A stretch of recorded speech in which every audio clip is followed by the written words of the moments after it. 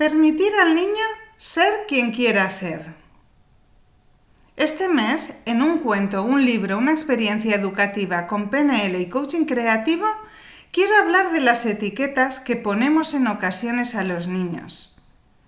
El artículo está basado en uno de mis cuentos, En la selva de Yuma. Empiezo hablando primero del cuento. Empieza en Nochebuena, donde una mamá lee un cuento a su hija. En la historia se mezclan diferentes personajes, una familia, animales, princesas y príncipes, en medio de una selva en busca de una figura de piedra de Buda que les dará respuestas. Una historia llena de aventuras, fantasía, magia y color, donde al final el niño tendrá que cuestionarse si la historia es real o inventada. Entre los valores del cuento está que el niño pueda verse más allá del personaje que le han impuesto los demás. A veces, desde pequeños, nos etiquetan por ciertas acciones que hemos podido realizar. De ahí etiquetas como el empollón, el rebelde, el egoísta, el holgazán, la bailarina, la torpe, el payaso, el pijo y un largo etcétera. Pero estas etiquetas no son lo que somos. Por poner un ejemplo, quizá en un determinado momento nos hemos comportado de forma egoísta, pero eso no significa que seamos egoístas. Quizá sí hemos tenido ciertas acciones que parecen confirmarlo, pero esas acciones han sido generadas por ciertas emociones internas. Si nos creemos que somos esa etiqueta, nos pasaremos toda nuestra vida comportándonos de esa forma, incluso creyendo que es la única forma de conseguir las cosas. También puede ser que esas acciones que consideramos egoístas en realidad no lo son, que estemos equivocados. Y esa creencia podría acompañar un sentimiento de no merecimiento, lo que puede hacer que nos saboteemos cuando nos están pasando cosas buenas. A veces, quererse, escuchar que necesitamos y darnos el permiso no está visto culturalmente y es un error. También hay que tener en cuenta que ni el niño, ni el adolescente, ni el adulto son la acción que hace o la emoción que siente. Las acciones vienen determinadas por las emociones y las creencias. Tenemos que educar a los niños para que entiendan que todas las emociones son correctas, incluso las que catalogamos de negativas.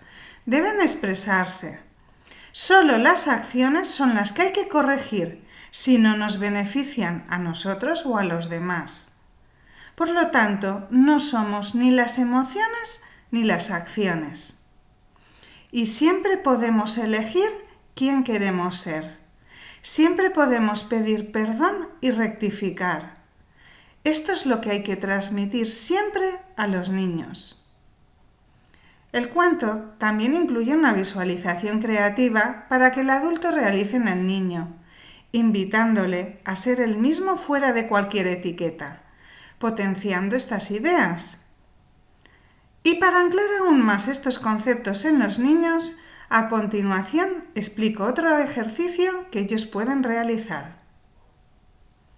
Coaching a través del dibujo. Dibujar un cuento donde el niño sea el protagonista y elija su personaje.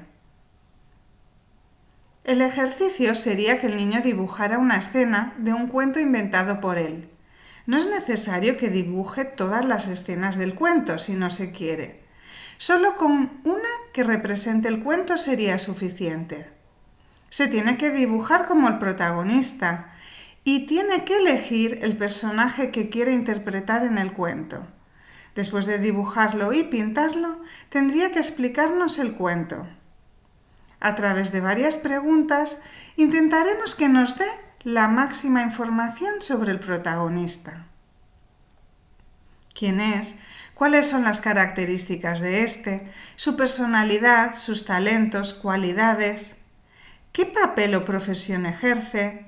¿Qué acciones realiza en el cuento? ¿Cuál es su forma de pensar en general? ¿Su actitud frente a todo lo que va pasando? Todo esto nos dará información de quién desea ser el niño, conociéndolo mejor, entendiendo mejor sus comportamientos y potenciando, aunque sea en la imaginación, el personaje que desea ser. Le animaremos a que sea ese personaje en la vida real, aplicándolo en su día a día. Para ello, podemos preguntarle: ¿qué acciones podrías hacer para parecerte al personaje del cuento?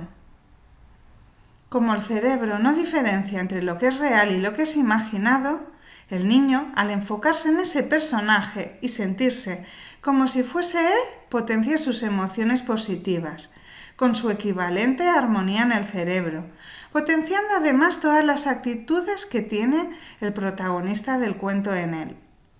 El acompañamiento del adulto tiene que ser sin juicio y sin dirección concreta. El niño tiene que sentirse totalmente libre de elegir el personaje que quiere ser y su historia. Esto será muy importante para su autoestima. Hay que comprender que es muy fácil llevarnos bien con un hijo o alumno que comparta nuestras ideas o gustos. Pero, ¿qué pasa cuando son diferentes a nosotros? El niño tiene que sentir que se le acepta y ama tal y como es, con sus gustos peculiares, personalidad.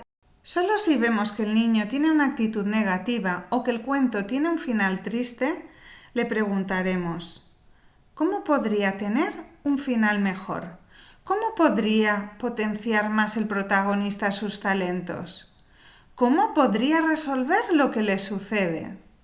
En el próximo artículo os comparto más cosas que podemos hacer con niños o adolescentes en base a cuentos o libros, potenciando el amor a la lectura, su propio autoconocimiento, desarrollo personal e inteligencia emocional.